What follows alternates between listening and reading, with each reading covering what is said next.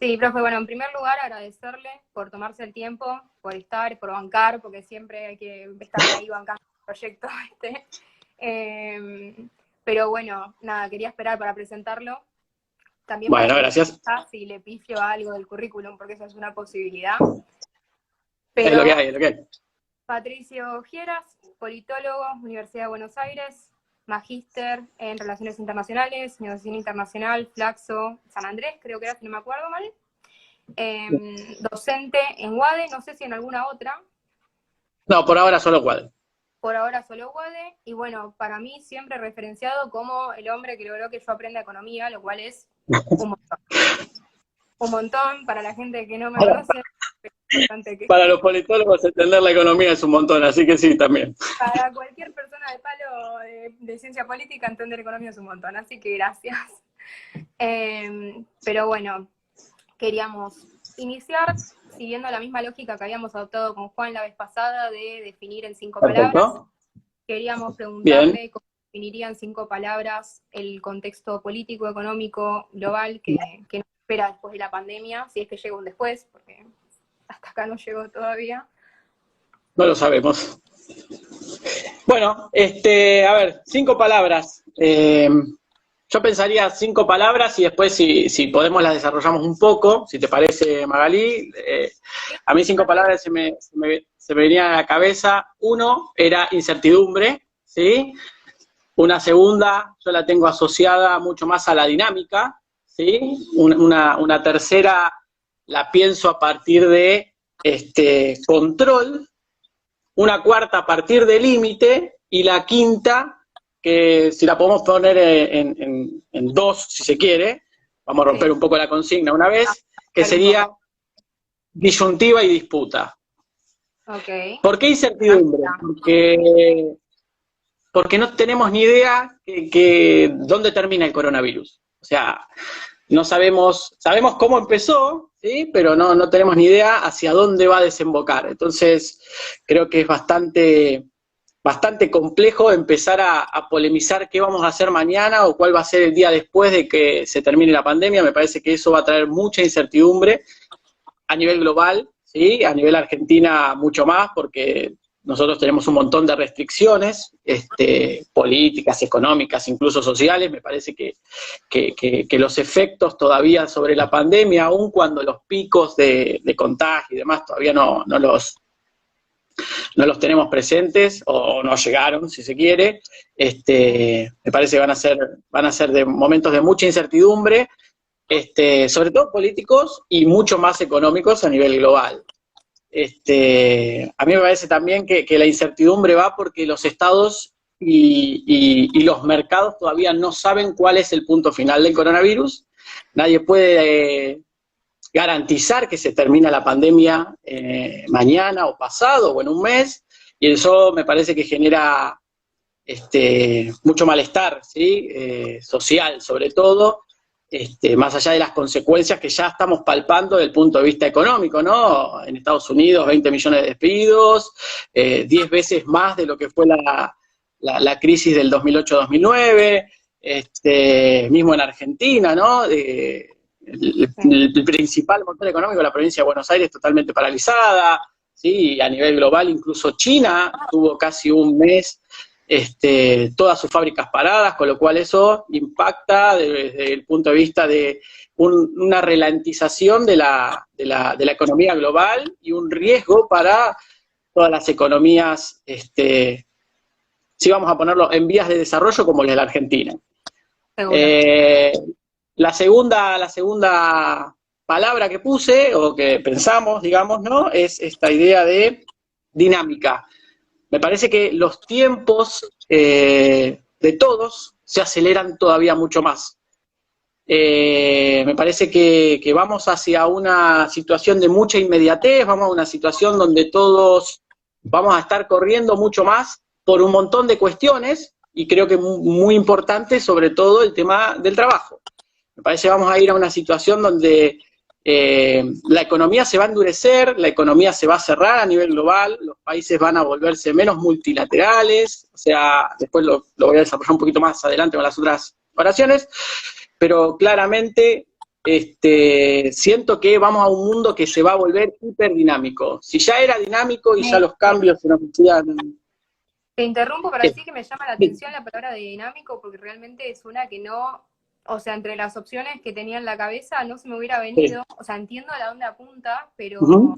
pero seguro no sería quizás en un mundo que está tan parado, tan limitado, tan frontera, cierre de aeropuerto y todo mal, lo del dinamismo era una noción que quizás no se me hubiera venido. Eh, Ah. Así que es muy bueno, digo, me parece muy, muy copado, muy interesante el enfoque que estás dando de esa interpretación, si se quiere. Sí, yo asumo que el dinamismo va a venir por el lado de una necesidad inmediata de éxito, si se quiere, ¿no? Entonces, todos vamos a tener una necesidad muy, muy fuerte de reconvertirnos rápido y esa dinámica nos va a impactar y sobre todo va a impactar en el mercado laboral. No sé cómo, eso la verdad que nos lo va a decir el tiempo, pero sí claramente siento de que vamos a un escenario muy complicado y sobre todo, en el caso, si vamos al caso de Argentina más que nada, vamos a un escenario muy complicado porque conocemos todas nuestras limitaciones desde el punto de vista eh, educacional, ¿sí? De capacitación, todas las limitantes que tienen los recursos humanos. Si bien hay sectores que están muy desarrollados y claramente esos van a tener un montón de beneficios, me parece que también esta dinámica va a impactar muy fuerte en todos los países que tienen cierto nivel de subdesarrollo en cuanto a la educación, en cuanto a la capacitación o en cuanto a la inserción en una nueva revolución industrial que claramente nosotros ni siquiera la discutimos y me parece que eso va a ser un punto importante en el día 1 después de la pandemia, ¿no? Digo, Entonces, este, así que me parece que dinámica va a ser una palabra que vamos a tener que seguir utilizando y lo vamos a tener que usar mucho porque va a impactar y mucho en los cambios. Y yo insisto, quizás soy muy rompe con esto, me parece que va a ser, los cambios van a ser en algún punto, no sé cómo van a ser, pero digo, sí creo que desde el punto de vista social van a tener repercusión. Entonces, probablemente la pandemia no sea solamente que no te vas a poder abrazar más, que eso va a pasar, digamos, ¿no? Es una de las consecuencias quizás más médicas o sanitarias, sino que lo que nos va a dejar es esta idea de que vamos a tener que cambiar un montón de formas de pensar, un montón de formas de hacer y sobre todo el mercado laboral va a tener una dinámica que por lo menos hasta ahora nosotros no teníamos noción de cómo iba a avanzar.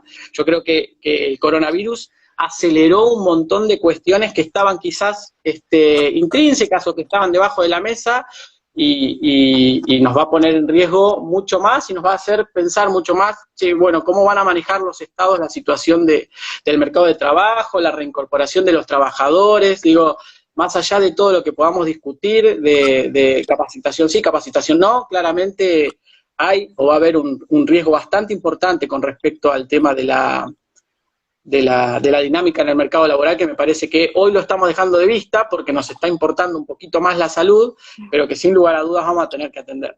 leílo, si de última después retomamos las palabras, pero leílo ya que Adelante. este concepto, Sí, obvio, obvio, obvio. la pregunta de si es partidario de esta idea que se viene difundiendo de lo que nos espera es una nueva realidad, o sea, ya no hablamos de volver a la normalidad, sino de generar un nuevo normal que nos requiera acostumbrarnos o no. A mí me cuesta pensar que el día 1 post pandemia, obviamente la nueva normalidad va a ser, che, no vamos a poder, qué sé yo, saludarnos con un beso, por ejemplo. Digo, quizás esas cosas se van a ir a lo largo del tiempo, se van a ir acomodando. A mí me parece que pensar una nueva realidad es como mucho. Sí creo que va a haber condicionantes o sí creo que va a haber disparadores que nos van a hacer pensar nuevas formas de entender la realidad. Que no es lo mismo decir que vamos a tener una nueva realidad. O sea, yo no creo que el día de mañana no nos volvimos una sociedad global más solidaria. Creo que vamos a tener que enfrentar nuevos desafíos en cuanto a cómo nos vamos a rearticular, porque claramente el coronavirus en algún punto lo que va a estar generando, lo que va a generar, a mi forma de ver, obviamente, es un cierre de las fronteras, los estados se van a volver menos permisivos, va a haber mucho más controles, no solo sanitarios, va a haber un montón de cuestiones, si se quiere, más económicas, ¿sí? Relacionadas con el tema del cierre de las fronteras, un montón de cuestiones relacionadas también con las situaciones arancelarias o impositivas de los estados, es decir, se va a ver una situación un poquito más, no quiero decir de conflicto, pero sí de disputa, que era también una de las palabras que íbamos a utilizar, porque la multilateralidad en algún punto falló, ¿sí? Y creo que esa globalización amistosa que teníamos con respecto a las instituciones internacionales, en algún punto también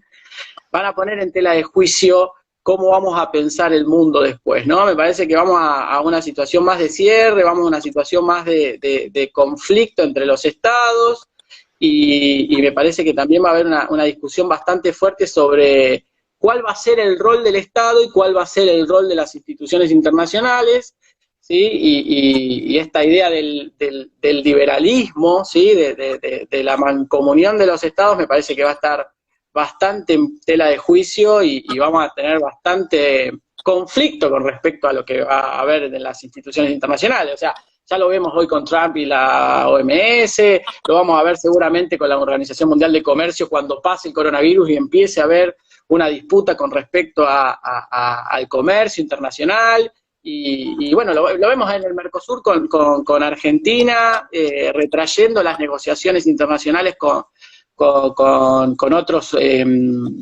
otras organizaciones, justamente por una defensa a su propia industria, o bajo el lema de la defensa de su propia industria. Creo que ahí va a haber una disputa bastante grande, y creo que es uno de los desafíos que van a tener los estados también para atender, cómo se vuelve a una economía global, abierta, que genere empleo, que también genere obviamente ganancias, porque no nos tenemos que olvidar que también el mercado va a pedir ganancias, va a exigir ganancias y va a querer retomar, ¿sí? Los beneficios que perdió por la pandemia. Entonces también va a haber una disputa desde el punto de vista de cómo se van a mover los mercados, los actores privados, ¿sí? Creo que ahí va a haber bastante conflicto, y sobre todo también por la crisis, ¿no? Que está generando hoy en día la pandemia, las cuarentenas a nivel global. Me parece que eso también va a generar bastante ruido y va a ser algo que vamos a tener que mirar con mucha atención. Así que bueno, en conclusión, mal que nos pese a los liberales y amantes de la interdependencia y las instituciones y las cuestiones, un mundo, por lo menos, podemos especular más cerrado, más estatal. Quería preguntarte cómo pensás que esto se puede trasladar a las cuestiones de la productividad, o más bien pensando en términos de tecnología versus labor manual, porque esa es una disputa, si se quiere, y que se plantea como disputa, no necesariamente tiene que ser una disputa, pero bueno, se plantea como disyuntiva históricamente. Quería consultarte cómo pensás que la tecnología se va a tener que amoldar a esta situación, y lo mismo las personas amoldarnos a esa tecnología y a las circunstancias. Sí, quizás lo refrasearía de otra forma, María, diría, nosotros nos vamos a tener que acostumbrar a la tecnología. Lo pensaría al revés, yo pensaría que vamos a ir a un mundo donde, insisto con la idea de dinámica, pero si querés una idea de inmediatez, que va a hacer que la tecnología en algún punto nos haga acostumbrar a cosas que nosotros no estábamos acostumbrados. Y me parece que todo esto del coronavirus impacta negativamente en la concepción que nosotros tenemos del trabajo. ¿Por qué impacta negativamente? Y bueno, porque en algún punto lo que va a estar haciendo es que va a estar acelerando todos estos procesos de transformación digital, de robotización, de incorporación de la inteligencia artificial. Es decir, va a ir acelerando un montón de cuestiones que quizás estaban, ¿sí? Se iban desarrollando a lo largo del tiempo, y sobre todo se fueron desarrollando quizás mucho más fuerza ahora con la cuarta revolución industrial, con todos los nuevos sistemas de robotización y demás, pero me parece que vamos a ir a un escenario donde la idea, la concepción de la robotización en la productividad y en la transformación se va a hacer mucho más importante, se va a hacer mucho más patente, y se va a sufrir sobre todo en países como nosotros, ¿sí? En países como la Argentina, donde claramente no tenemos una discusión, no tenemos una perspectiva, ni siquiera tenemos desde el punto de vista del Estado una guía sobre cómo pensamos que va a ser el futuro de la transformación digital en el país. Y ya no digo solamente por si usamos o no usamos Wi-Fi, si tenemos 5G o no tenemos 5G, que claramente va a ser una discusión también más, sino también cómo pensamos, ¿sí? O cómo cambiamos la dinámica en la cual está el trabajo, o cómo cambiamos los parámetros en los cuales entremos el trabajo. Sindicatos, empresas, Estado, acuerdos salariales, digo, va a haber un montón de discusiones, jubilaciones, va a haber un montón de impacto sobre esas cuestiones sociales, laborales, que nosotros no tenemos ni siquiera idea, ni las estamos discutiendo, ni siquiera alguien las está poniendo en discusión, y eso es un problema porque claramente el coronavirus va a acelerar esta idea de el robot como forma y transformación de la productividad. Y porque, de vuelta con algo que dije antes, el mercado lo va a necesitar, va a querer buscar formas de rentabilidad que son mucho más, o va a buscar formas de rentabilidad mucho más rápidas y mucho más productivas que solamente, lo laboral. Y me parece que ahí también vamos a estar disparando una cuestión que va a ser muy sensible también, a nivel social, que es la desigualdad, y cómo se va a ampliar la discusión sobre las brechas de desigualdad en un país como la Argentina, donde 1 de cada 4 chicos es pobre, ¿no? Y que la situación, ¿sí? O sea, vamos a tener una discusión muy fuerte sobre el impacto en la desigualdad social y cómo se van a ampliar las brechas, y eso creo que también es una discusión que va a tener que tener el Estado y que va a pegar muy fuerte en el Estado, ¿sí? Porque el Estado va a tener que empezar a entender cómo rearticula todo el entramado social a partir de un cambio que justamente lo va a desarticular. Es decir, la tecnología va a llegar y va a generar un montón de beneficios, pero también va a profundizar un montón de cuestiones que están inmersas en nuestras sociedades, y una, por lo menos en la Argentina, es la desigualdad. Entonces, claramente la tecnología o la implementación de la tecnología va a ampliar las brechas de desigualdad, y el Estado va a tener que empezar a pensar cómo la cierra, porque si no, se van a generar muchos más problemas de los que ya tenemos, digamos, ¿no? Y que nos van a llevar a pensar cómo hacemos para eliminar un problema que es constante en la Argentina, como los niveles de pobreza, ¿sí? Nosotros no podemos bajar del 30% de los niveles de pobreza, y esa situación se va a ampliar mucho más si no entendemos que el ingreso de la tecnología va a impactar de lleno en el mercado laboral y va a generar disparidad.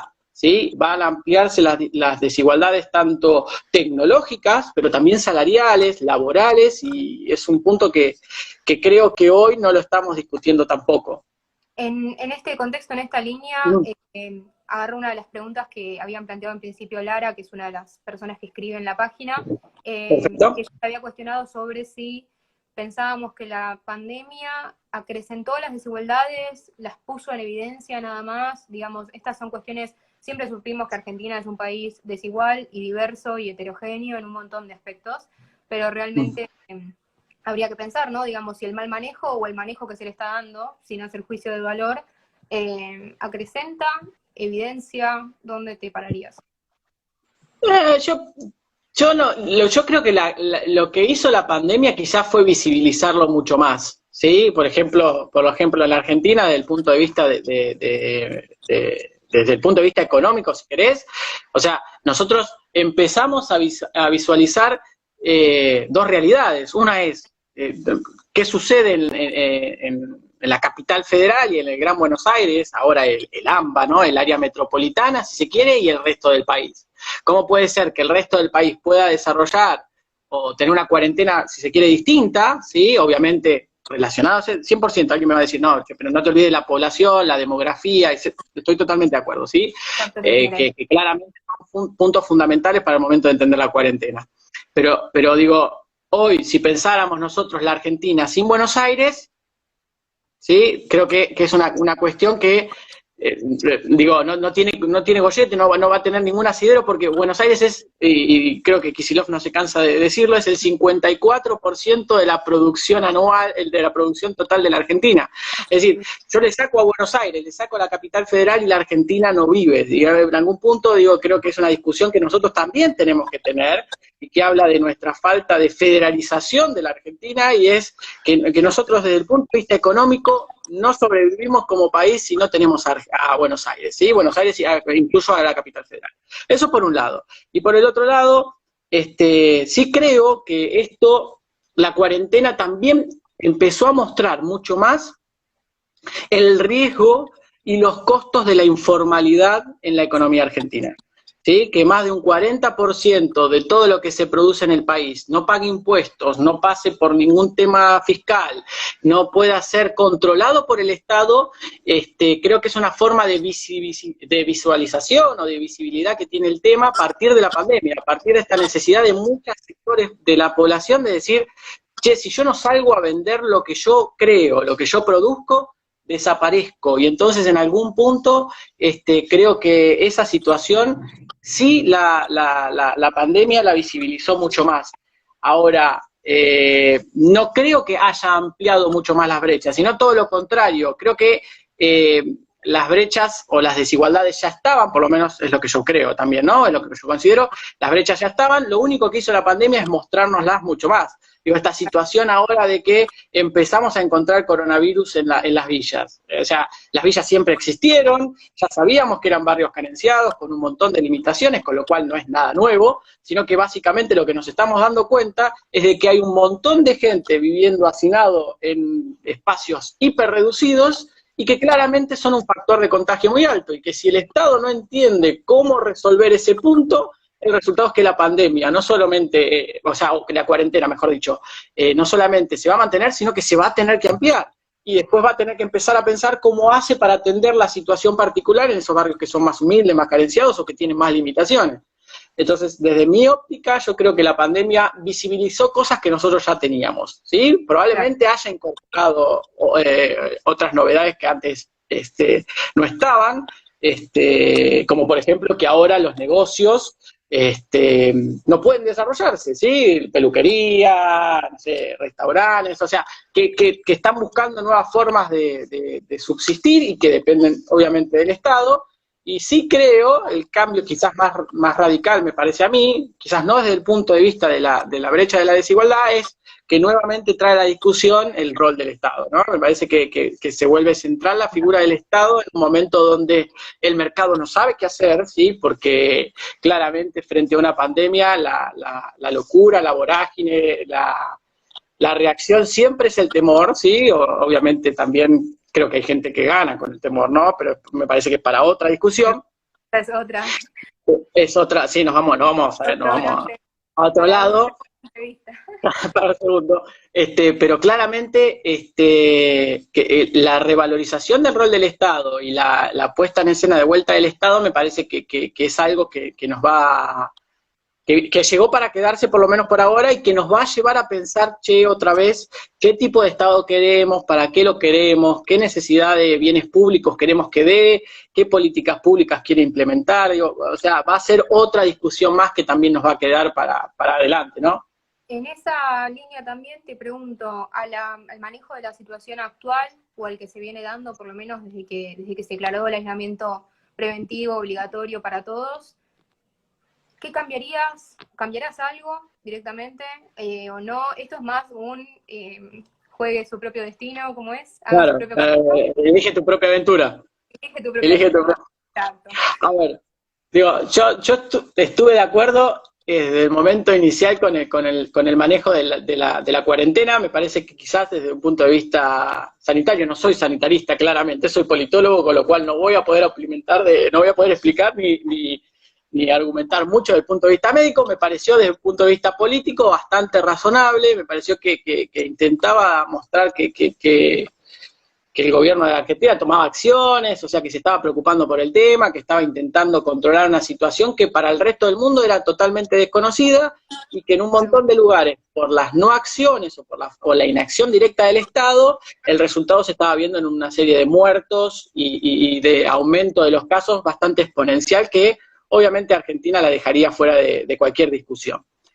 Dicho esto, a mí me preocupa un poco, desde el punto de vista, si se quiere, más politológico, vamos a discutir un poco de política, a mí me preocupa un poco más el tema de la construcción del discurso, esta idea de que el virus hay que combatirlo, esta idea de que el virus es una guerra, o sea, es un enemigo invisible, que hay que combatirlo entre todos y que la única forma que tenés que hacer combatirlo es quedándote en tu casa. Me parece que ese tipo de mensaje o esa construcción o ese relato, si se quiere, que se construye desde el Estado, por lo menos a mí me hace ruido en un montón de aspectos. Básicamente, en esta idea de que si yo te digo que te quedes en tu casa porque si no te podés morir, digo, más allá de sembrar terror, es esta idea de que ojo porque te tengo que controlar, ojo que si vos salís sos malo, ojo que le estás haciendo mal a todos si salís, y a mí eso es como que como me que choca. la brecha sobre la pandemia falta ahora, como si no lo pero es que es como que es la idea de Juanito del Lobo, digo, no llega nunca, ¿sí? El coronavirus no llega nunca, el pico no llega nunca, pero si vos salís, sos un factor de contagio, entonces el Estado te tiene que encerrar. Digo, me parece que esa idea atrás, obviamente hay un relato atrás también, ¿no? De que vamos ganando, ¿no? Esta idea de que el virus los combatimos entre todos, o sea, quizás me estoy poniendo muy en puntilloso, pero me parece que esta idea de construcción del discurso, ¿sí? Impacta en un montón de libertades, impacta en cómo pensamos a la democracia, impacta también en que el día de mañana solo haya ganadores de un lado y perdedores del otro. Digo, yo por lo menos pongo mucho en discusión esta idea del relato de la cuarentena, o sea, sobre la situación sanitaria de la cuarentena y esta idea de, che, ábranlo porque se funde la economía. Obviamente que también se puede discutir, pero no tengo herramientas desde el punto de vista de decir, che, mirá que si lo abrimos mañana hay 100 millones de muertos, si no lo abrimos mañana, digo, me parece que discutiría un poco más este aspecto de cómo se construye el relato sobre la cuarentena, la épica de que vamos ganando, ¿no? Que me parece que es más complicado porque impacta en la democracia. De hecho, el Congreso sesiona virtualmente una vez cada muerte de obispo, el Poder Judicial sigue de feria. Digo, el único poder que sigue actuando y funcionando es el Poder Ejecutivo, y desde ese punto de vista, bien institucionalista. Está como complicado, está como bastante limitado en este momento. Y es que claramente volvemos a nuestras bases del hiperpresidencialismo, digamos, en las situaciones de pandemia se refuerzan los controles, se pierden los límites, y bueno, eran las otras dos palabras que iba a poner justamente, así que lo trajimos para adelante, y sobre todo se refuerza la figura del presidente, se refuerza la figura del Poder Ejecutivo en desmedro de la democracia, y creo que eso no es solamente en la Argentina igual, creo que va a ser un fenómeno que se va a suceder en el resto del mundo, quizás en algunos casos fortaleciendo la figura del presidente y en otros no tanto. Por ejemplo, Brasil, ¿no? Estamos viendo que en Brasil está muy en disputa o muy en discusión la figura de Bolsonaro, como en el manejo de la crisis, con el manejo de la cuarentena y con el manejo en general del coronavirus. Digo, me parece que esto va a impactar sin lugar a dudas y va a ser un punto más en la discusión sobre la democracia, digo, ¿no? Sobre si la democracia sigue dando respuestas, no da respuestas, cómo va a rearticular las respuestas el día de mañana, porque sin lugar a dudas el cúmulo de necesidades y el cúmulo de demandas públicas que van a surgir el día después, me parece que van a ser muy importantes, y la democracia, en un momento donde claramente está puesta ante la discusión, ¿no? Sobre todo comparándola con la imagen de China y esta idea de que los autoritarismos quizás funcionan mucho mejor a las necesidades públicas, me parece que va a entrar en bastante contradicción. Claro. Te traigo de vuelta a Argentina para preguntarte cómo estás Dale. viendo la situación. Obviamente estamos en el auge de la situación de los bonistas y de las negociaciones y la deuda y todo. ¿Cómo ves Sí. nuestros condicionantes económicos afectándonos para la salida de todo este caos que nos ha traído este bello virus? Es que Argentina está en el peor de los mundos, está en el medio de una cuarentena casi total y está en plena discusión de la reestructuración de su deuda, ¿sí? Y en un momento donde no tiene ni para lo uno ni tiene para lo otro, digamos, ¿no? Claramente, no, o sea, no, y con esto no quiero que quede como una defensa de Alberto Fernández, ¿no? Lo que estoy diciendo es, claramente Argentina está en el peor de los mundos hoy, o sea, está en una encrucijada en donde no puede definir, che, le pago a los bonistas o sigo manteniendo los 10.000 pesos de la IFE para que los monotributistas no desaparezcan o que los que tienen asignación universal por hijo mueran famélicos. Claramente Argentina está en el peor de los mundos porque es uno de los pocos países de Latinoamérica junto con Ecuador, que tiene una crisis de deuda y que está en un proceso de reestructuración, ¿sí? El resto de los países de la región emiten bonos, incluso con el COVID, a una tasa hiperpreferencial, ¿sí? Digo, con lo cual, Argentina, sin lugar a dudas, tiene un condicionante por ahí. Dicho esto, creo que la discusión sobre el tema de la deuda de la Argentina me parece que se va a intentar resolver. Yo creo que el default va a ser virtual, técnico, como se lo llama. Sí, va a ser desde el punto de vista teórico por el no pago, pero no creo que se extienda a lo largo del tiempo. A nadie le conviene un default en este momento, mucho menos a la Argentina, pero tampoco a los bonistas.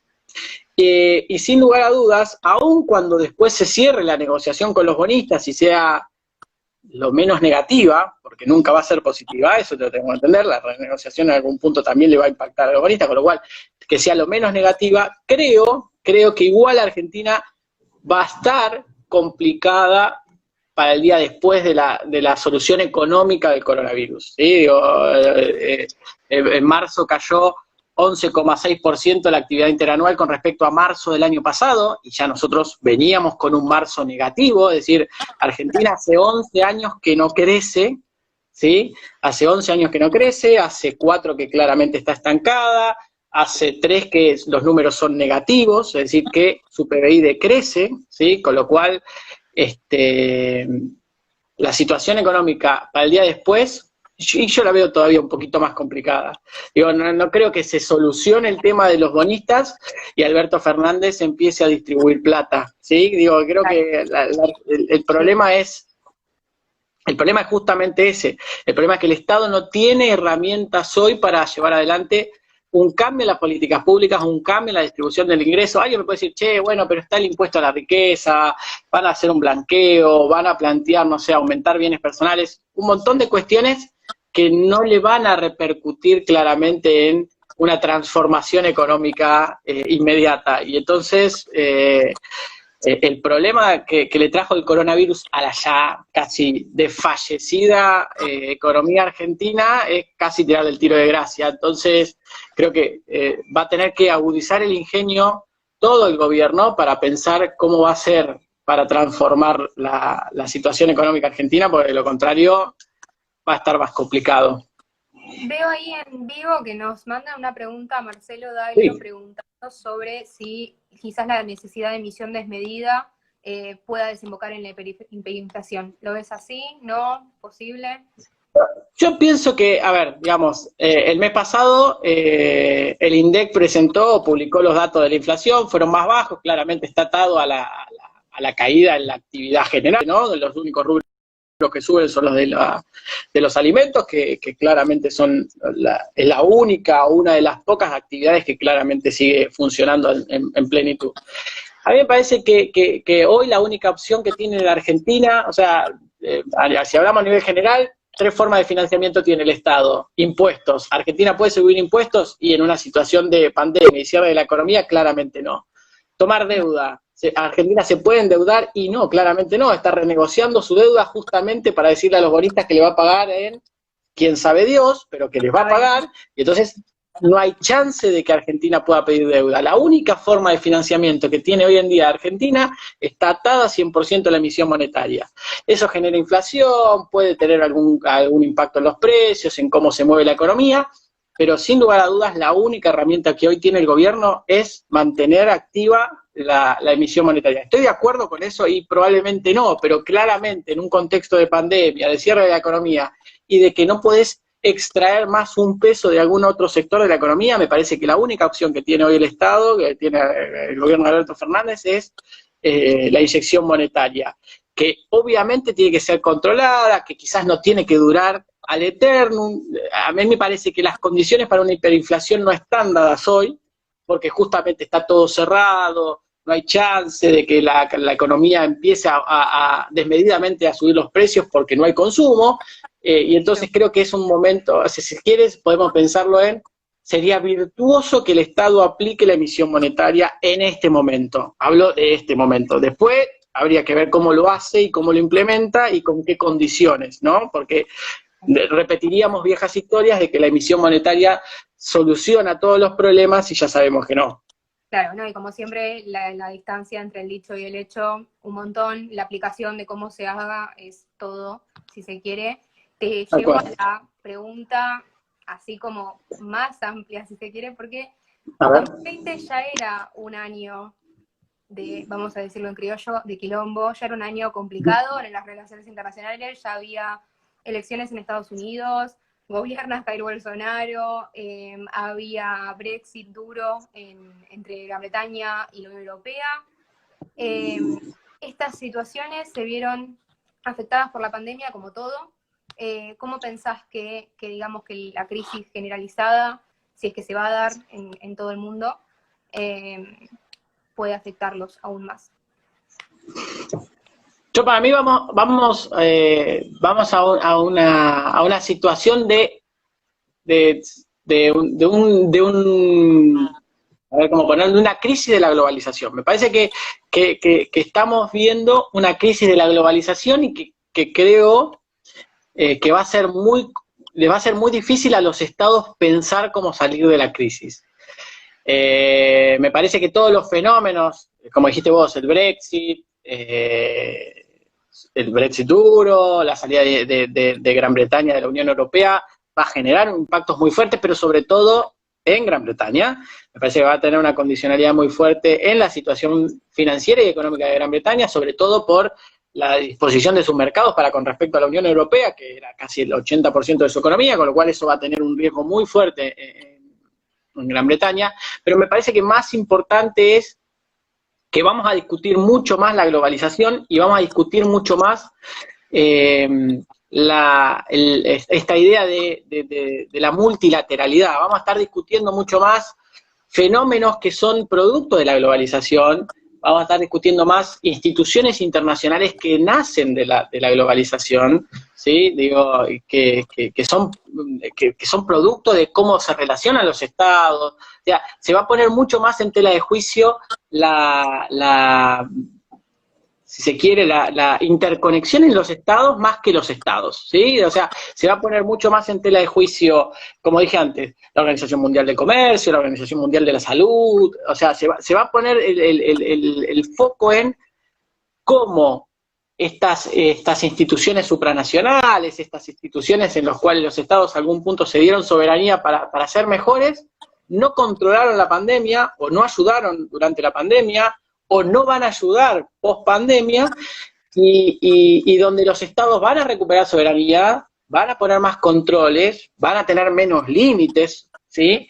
Y digo, yo también soy un partidario de la interdependencia compleja. Creo que el comercio internacional va a sufrir mucho y eso va a ser un problema para explicar la globalización que viene. O sea, claramente vamos a un escenario donde la globalización también va a tener que empezar a pensarse de otra manera. No sé cómo, si no estaría llenándome de guita, pero digo, claramente la globalización va a ir hacia atender nuevos fenómenos que nosotros, si bien los vivíamos, no eran relevantes. y lo vemos con el caso de Trump con la OMC, lo vemos con Trump en la OMS, lo vemos con Trump saliendo de la ONU o queriendo discutir mucho la OTAN, y me parece que esos fenómenos que quizás uno los piensa limitados a que Trump está loco o que piensa en, no sé, que se volvió loco claramente, se van a reforzar en un montón de aspectos de la multiculturalidad, del multilateralismo, de esta idea de que todos somos una sociedad cosmopolita y global. Me parece que va a haber mucho más una refervescencia del nacionalismo. Me parece que vamos a ir mucho más a nos cerramos, esta es nuestra nación, tenemos que defender lo nuestro. Creo que ojalá que me equivoque, porque no estaría bueno, pero creo que vamos a ir a un escenario de más disputa, de más discusión sobre el rol de la globalización en las instituciones internacionales. Y bueno, creo que va a impactar, y ya lo estamos viendo también en la Unión Europea, ¿no? Se está discutiendo mucho al interior de la Unión Europea, ¿qué hacemos con la Unión Europea? ¿Cómo le damos otro aire? ¿Sí? Digo, y otra institución, y lo dijimos hace un ratito, la democracia, ¿no? Creo que van a ser puntos donde se va a discutir mucho. Instituciones internacionales, democracia, me parece que eso va a estar bastante en discusión. Me parece muy bueno lo del nacionalismo, porque también creo que hay como ejemplos que podemos pensar que lo van a poder aprovechar muy bien en esta línea de discurso de, por ejemplo, repensemos la Unión Europea, el estilo Orbán, Morawiecki, compañía, que quizás van a poder hacer de esto como exprimirlo al máximo para potenciar ese discurso, pero bueno, otras versiones del nacionalismo, al estilo Bolsonaro, parece como que puede que le termine saliendo al revés, digamos, el mal manejo de las circunstancias. Pero claramente lo pienso así. Yo creo que incluso Trump puede sufrir bastante la situación del empleo y puede ser un condicionante para algo que hasta hace 3 meses, 4 meses, si se quiere, en enero no veíamos un potencial triunfo de los demócratas. Quizás la situación económica y 20 millones o más de desocupados hacen que cambie o que dé un vuelco en la situación de las elecciones de Estados Unidos de este año, no lo sabemos. Pero sí lo que creo es que quizás la eficacia en cómo se maneje el discurso, la eficacia en cómo se maneje la pandemia puede beneficiar a unos o puede perjudicar a otros. Claramente en el caso de la Unión Europea, la Unión Europea es una superestructura, un supraestado, digamos. Me parece que ahí hay un montón de tensiones, hay un montón de conflictos. Brasil es un estado nacional, tiene otras visiones, tiene otras necesidades. Digo, me parece que podemos ver en este caso cómo hay nacionalismos que se potencian y otros nacionalismos que pueden ver mucho más contrarrestado su poder, qué sé yo. Digo, igual es muy pronto para decir que Bolsonaro va a desaparecer del mapa. Lo mismo con Trump, pero digo, sí lo que se puede ver es que vamos a una situación de donde los estados van a decir, la vieja frase de Aldo Ferrer, vamos a vivir con lo nuestro. Me parece que vamos a un escenario donde la globalización va a empezar a caer un poquito y donde vamos a ir más a vivir con lo nuestro. Bueno, estoy contenta porque hicimos hasta la pregunta de extra y terminamos puntuales. Perfecto. Con técnicas y todo, porque esto es así. Perfecto. Pero bueno, quiero darte muchísimas gracias de parte de todos los que hacemos Politólogos al Whisky. Quiero darle gracias también a todas las personas que aparecieron, comentaron, miraron, bancaron las dificultades técnicas y todo. Gracias a todos. Pato, muchas gracias de verdad y verte y verte bien. Bueno, igualmente gracias Magalí, gracias a todos ustedes y bueno, para cuando necesiten, cuando gusten, nos volvemos a juntar.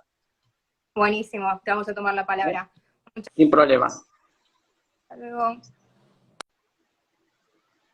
Chao, chao.